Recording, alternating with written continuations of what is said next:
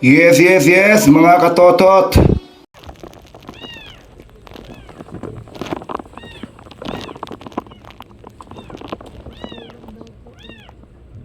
Sino nakausap mo? Yung kapatid ko. Kanina pa ba't ang tagal? Opo eh. Te?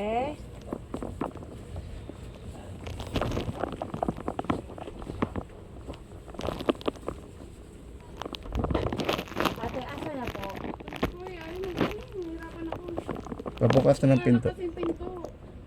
Pabukas na lang daw po yung pinto kung hindi po Yung mag-isip. pinto namin bukas po. Bukas daw. Oo. Nanay ko yan. Okay lang po ba pumasok kami doon? Po. Okay na ba akitin namin siya sa taas?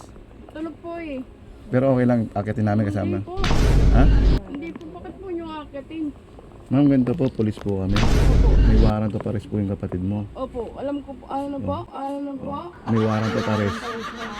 Na gising ka na ba? O tulog ka pa? Gising ko lang din eh. Gusto namin kunin siya na maayos, pinapatawag namin sa iyo kasi para hindi natin maabala yung nanay mo. Ngayon ayaw niya lumabas. Hindi po tulog. Hindi sa ayaw. Hindi niya pa Oh. yan. Lagi siyang gising. Oh, so may warrant to pares po siya. Okay lang po ba kami nagigising sa kanya? Ako na lang po. Sige po. Yung nanay ko pag stroke niya. Ayun May tatalo ng Makikita kayo ng ladang puti niya yung anak niya.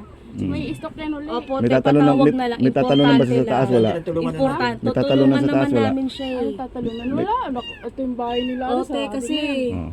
importante lang para makausap lang ng maayos. Huwag mo sabihin sa niya may warrant siya. Yung pinapatawag ng barangay Oo, importante. para wala namang ano. Sige na po. Kasi iniingatan na namin si nanay kasi Yun nga bedridden. po, yung nga inaano ko. Kaya sinasara ko dito. Oh, sige po. Pag nakita ng nanay ko Tulo yan. na lang, te. Sige na lang. Patawag mo na lang.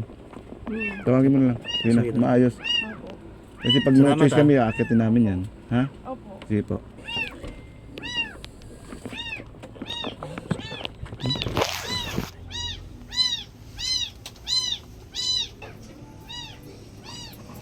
Bogi mo ah. Tumakbo? Tumakbo? Ay, nasa bahay. Ha? Nagising. Bedridden yung nanay. Alin ka na, Repa?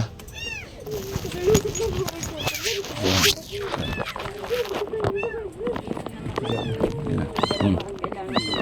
Diyan ka muna. Kaya lang po tayo, mamaya na kayo lumabas. Si Kuya muna. Masaya ka. O, sige lang. Makinig ka muna.